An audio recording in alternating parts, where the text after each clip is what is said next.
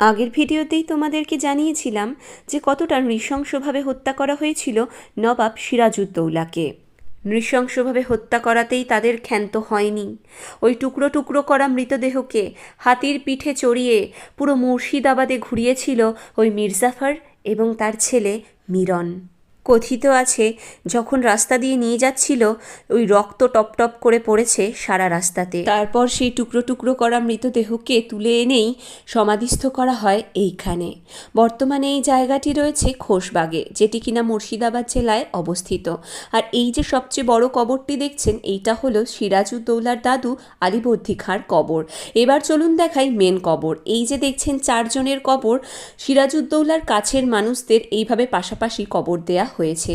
প্রথমেই দেখাই এই কবরটি হলো আমাদের বাংলার শেষ স্বাধীন নবাব সিরাজউদ্দৌলার কবর। ভালো করে দেখে নিন।